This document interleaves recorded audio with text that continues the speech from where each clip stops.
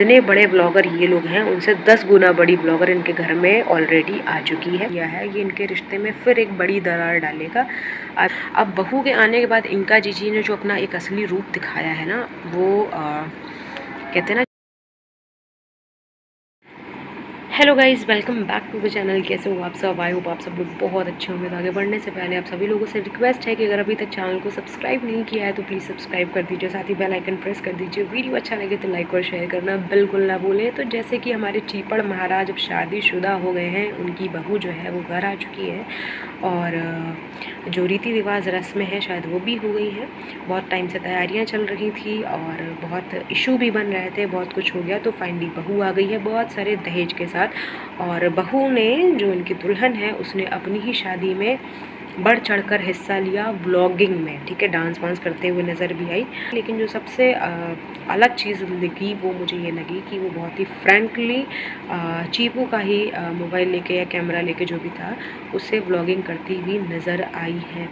अब वो इतना अगर सीरियस है व्लॉगिंग को लेकर, अपने हस्बैंड के चैनल को लेकर, व्लॉग्स को लेकर, तो समझिए यहाँ पर बहुत ही ज़्यादा प्रॉब्लम है। इससे पहले आप लोगों ने देखा कि तीनों भाई बहन अपने कंटेंट को लेकर, चैनल को लेकर, व्यूज़ को लेकर बहुत ही ज़्यादा सीरियस रहे हैं और उसकी वजह से इन लोगों ने कितनी लड़ाइयाँ भी कर डाली हैं। लड़ाई झगड़े, रिश्ते ख़राब, लाइव एक दूसरे की फैमिली को नीचा दिखाना, गलत बोलना एक दूसरे के बारे में, बहुत कुछ हो चुका है। ठीक है, इंटरनेट तक खेल चुके हैं ये लोग। तो अब जब यहाँ पर एक चौथा पर्सन, देखिए पहले ये 3 थे, जब जीजा आया तो प्रॉब्लम क्रिएट हुई। अब यहाँ पे चौथा पर्सन जो ब्लॉगिंग को लेके सीरियस है वो ब्लॉग कर रहा है और कहते हैं ना कि उसको बिल्कुल भी एक जैसे शाय नेचर होता है उसका बिल्कुल भी नहीं है। वो ब्लॉगिंग करना चाहेगी तो कल की डेट में वो अपना नया चैनल खोल के भी ब्लॉगिंग कर सकती है। ठीक है, अपने मायके में भी किसी को ब्लॉग्स के लिए चैनल खोल के दे सकती है। तो अब यहाँ पे ऑब्वियस सी बात है, प्रॉब्लम क्रिएट होंगी ही। इन लोगों को बिल्कुल भी ये चीज़ अच्छी नहीं लगती कि कोई भी पर्सन जो इनके जानने में हो वो इस तरीके से व्लॉग्स बनाए, यूट्यूब पर आए। देखिए कुछ लोग आएंगे वो कमेंट करेंगे कि नहीं नहीं ऐसा नहीं है और वो ऐसे लोग नहीं हैं, आप क्यों किसी के बारे में ऐसा बोलते हैं वैसा बोलते हैं, आप गलत बोल रही हैं, इस तरह की बातें यहाँ पर आएंगी। तो इसका एक एग्जाम्पल नहीं है, बहुत सारे एग्जाम्पल्स हैं। सबसे पहले जब प्रीतो का रिश्ता हुआ वहाँ पे भी उस लड़के ने अपना चैनल खोला था और बहुत सारी चीज़ें थी, यूट्यूब का ही चक्कर था, तभी लड़ाइयाँ हुई, रिश्ता टूटा। ठीक, उसके बाद जीजा के साथ शादी हुई, जीजा का चैनल था, वहाँ पे चैनल पे वो काम करता था, उसकी वजह से मुद्दा बना, लड़ाइयाँ हुई। इनके मामा के बेटे ने चैनल खोला, उसने ब्लॉगिंग की, उसको प्रमोट नहीं किया, वहाँ पे लड़ाइयाँ हुई। तो ये एक बड़ा रीज़न है, आप माने या ना। पर बात है तो वो है कंटेंट की। जिस तरीके से आप लोगों ने देखा होगा इससे पहले जब प्रीतो की शादी हुई थी तो कंटेंट के लिए कितनी लड़ाइयाँ हुई थी। कंटेंट के चक्कर में ही, वीडियो अपलोड करने के चक्कर में ही, कि कौन वीडियो अपलोड करेगा, कौन अपने चैनल पे दिखाएगा, क्या चीज़ें जो भी मतलब शेयर करनी थी इनको, उसके लिए ही लड़ाइयाँ हुई थी। और उन लड़ाइयों के चक्कर में ही रिश्ते इतने ख़राब हो गए थे कि अभी भी ये दोनों हस्बैंड वाइफ एक नहीं हो पाए हैं। तो अब सेम वही चीज़ें हैं।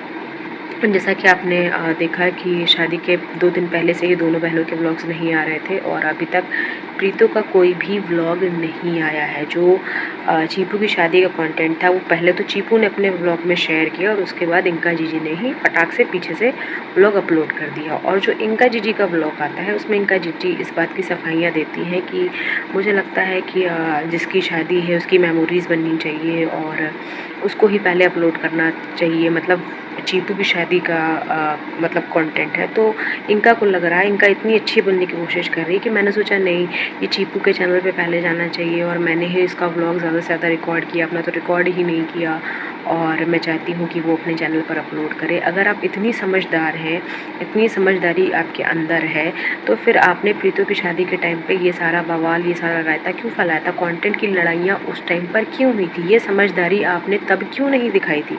तब तो आप लोगों ने कंटेंट के लिए एक हस्बैंड को, एक वाइफ को, एक बच्चे को उसके माँ बाप से, देखा जाए जो उसकी फैमिली थी, मतलब दादी और बुआ और पापा से अलग करवा दिया, है ना।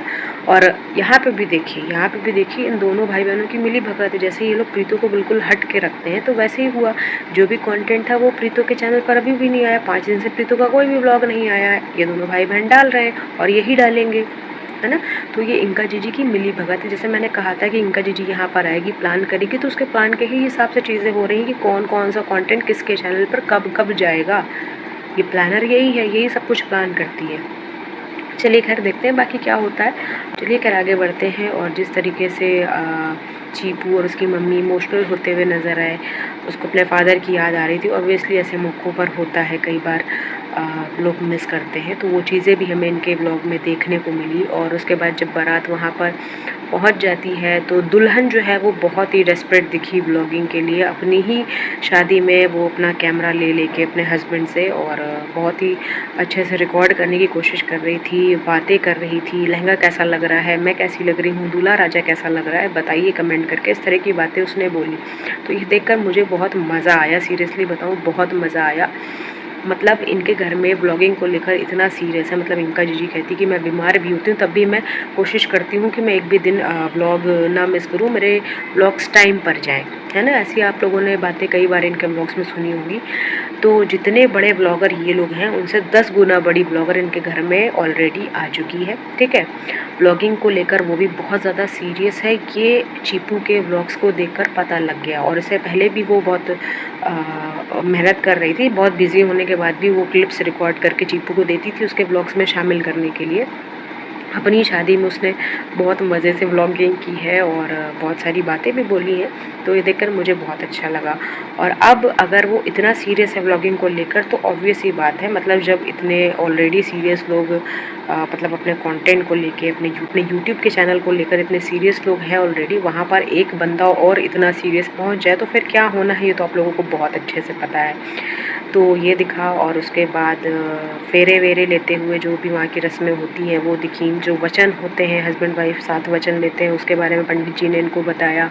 और मम्मी जो है वो गुस्से में रही जब मैंने देखा कि जब चीपू स्टेज पे बैठ के व्लॉगिंग कर रहा था और मम्मी को पीछे से बोलता तो मम्मी के चेहरे पर बिल्कुल भी स्माइल नहीं थी। मम्मी अजीब से गुस्से में नज़र आई। अब उसके पीछे क्या कारण था वो मुझे समझ में नहीं आया।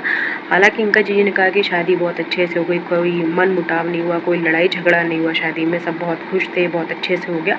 हाँ, अगर कोई चीज़ मिस हुई तो वो ये मिस हुई कि ये लोग अच्छे से तैयार नहीं हो पाए। जो साड़ी वगैरह इनको पहननी थी वो पहन तो ली, लेकिन इनको एक प्रॉपर टाइम नहीं मिला तैयार होने का। और मम्मी को तो मौका ही नहीं लगा कपड़े चेंज करने का, तो शायद मम्मी इस वजह से ही नाराज़ होंगी।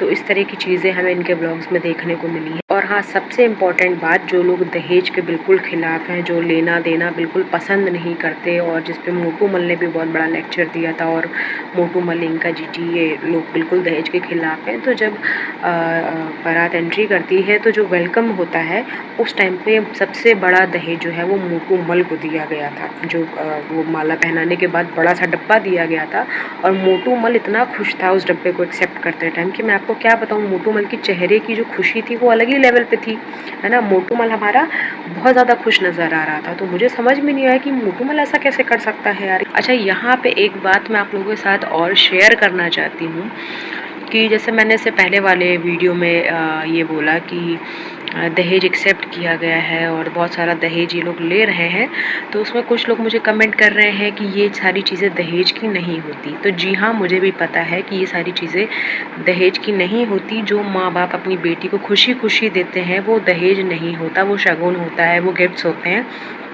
लेकिन जो चीज़ें मुँह बड़ा सा फाड़ के मांगी जाती हैं, डिमांड की जाती हैं, तो वो सारी चीज़ें दहेज होती हैं, है ना।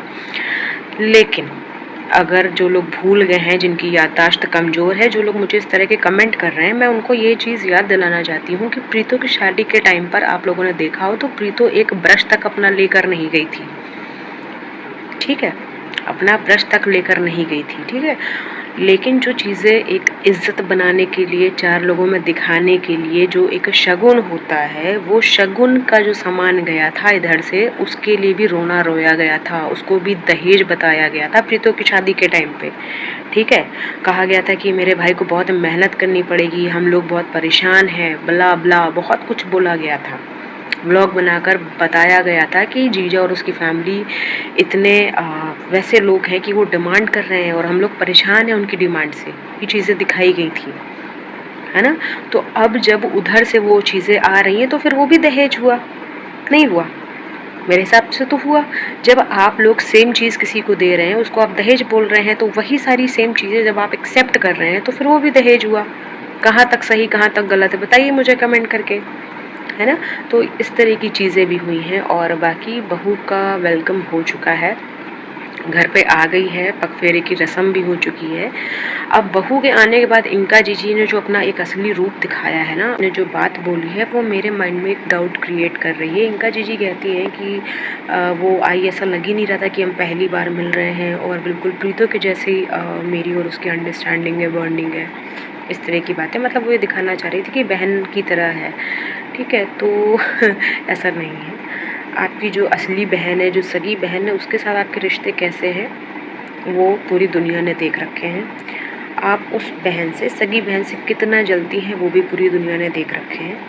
तो अगर आप अपनी इकलौती भाभी को अपनी बहन के साथ जो आपका रिश्ता है उसके साथ कंपेयर कर रही हैं, मतलब उसके जैसे दिखा रही हैं कि बिल्कुल मेरी बहन की तरह ही उसका बिहेवियर है, हमारी अंडरस्टैंडिंग, बॉन्डिंग है, तो ये बात कहीं ना कहीं डाउट क्रिएट करती है। क्योंकि बहन के साथ क्या है वो पूरी दुनिया ने देख रखा है और बाकी आपका क्या नेचर है वो भी हमने देखा हुआ है।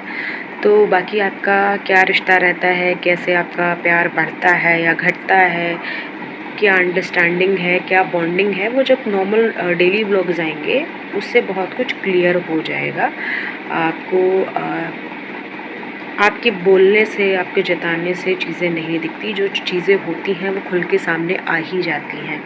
बात करें हम अगर छोटे वाले जीजा की, जिनको इनविटेशन नहीं गया शायद, जिनको नहीं बुलाया गया, और बड़े वाले जीजा का यहाँ पर बहुत ही सम्मान किया गया, उनको बड़ा सा गिफ्ट भी पकड़ाया गया, तो मुझे छोटे वाले जीजा के लिए थोड़ा सा बुरा लग रहा है। क्योंकि जिस तरीके से प्रीतो ने कहा कि मैं डिवोर्स नहीं लेना चाहती, प्रीतो ने जीजा के लिए करवा चौथ का व्रत भी रखा, लेकिन अपने पति को और उसकी फैमिली को अपने इकलौते भाई की शादी में नहीं बुलाया। तो यहाँ पे भी कहीं ना कहीं अगर ये लोग इन फ्यूचर चाहेंगे भी तो ये जो काम इन लोगों ने किया है ये इनके रिश्ते में फिर एक बड़ी दरार डालेगा। अभी मान लीजिए आगे कल की डेट में चाहे कि पैचअप कर ले, तब भी ये मुद्दा आएगा बीच में कि तुमने अपने इकलौते भाई की शादी में हमें नहीं बुलाया, या अगर बुलाया है जीजा नहीं आया, तो दोनों तरफ से प्रॉब्लम्स होंगी। अच्छा, बाकी अगर हम बात करें प्रीतो के बेटे की, तो प्रीतो का बेटा पूरी शादी में कहीं पे भी नज़र नहीं आया है। उसके लिए क्या कपड़े खरीदे गए, क्या तैयारियां हुई वो भी नहीं दिखाया गया। और जैसे कि चीपर जब वो बग्गी पर बैठा हुआ था तो वहाँ पर वो प्रीतो का बेटा नहीं दिखा है, उस रिकॉर्डिंग में, वो उस व्लॉग में नहीं दिखा है बिल्कुल भी। तो प्रीतो का बच्चा कहाँ है, किसके पास है, वो चीज़ें समझ में नहीं आ रही हैं। क्योंकि ये दोनों बहनें जिस तरीके से फ्री घूम रही हैं तो बच्चा कोई ना कोई तो मतलब संभाल ही रहा होगा ना, तो कहाँ है आखिर बच्चा, ये क्वेश्चन बहुत बड़ा है। लोगों के माइंड में भी है, बहुत सारे कमेंट भी करते हैं लोग कि आखिर बच्चा कहाँ है, क्यों नहीं बताया जा रहा उसके बारे में। ठीक है, आप नहीं दिखाना चाहते हो तो आप मत दिखाइए, लेकिन आप बात भी नहीं कर रहे अपने बच्चे के बारे में।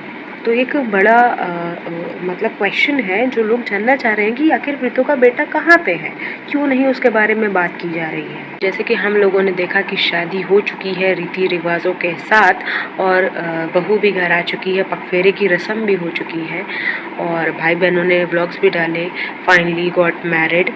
और जो चीज़ें हैं जितना ये दिखा सकते थे उतना इन्होंने दिखाया, लेकिन अब हम चाहते हैं कि किस तरीके से आप लोगों ने अपनी इकलौती भाभी का वेलकम किया घर पे, कैसे उसको स्पेशल फील कराया गया, कैसे वो घर पे आई, क्या चीज़ें हुई, वो भी आप ज़रूर दिखाइए अपने ब्लॉग में। मतलब वो हम देखना चाहते हैं कि आप लोग किस तरीके से उसको अच्छा फील कराने के लिए और उसको एक अच्छा माहौल देने के लिए आप लोगों ने क्या किया, वो चीज़ें भी हम देखना चाहते हैं कि आप लोगों ने किस तरीके से तैयारियां की, किस तरीके से आप लोगों ने उसका जो पहले दूसरा दिन, जितने भी दिन हुए हैं उसको, वो दिन कैसे आप अच्छे से उसको थोड़ा सा एडजस्ट करने में और किस तरीके से उसको खुश रखने में, ताकि उसको अपने घर की याद ना आए, आप लोग क्या कर रहे हैं। तो ये चीज़ें हम देखना चाहते हैं कि आप लोगों ने किस तरीके से तैयारियां की। तो प्लीज़ आने वाले ब्लॉग में वो क्लिप्स और जितना भी आप लोगों ने किया हो वो शेयर करने की कोशिश ज़रूर करिएगा। और चलिए फ़िलहाल इस वीडियो को मैं यहीं पर एंड करती हूँ, मिलती हूँ बहुत ही जल्दी एक अच्छे से वीडियो के साथ, तब तक के लिए बाय बाय।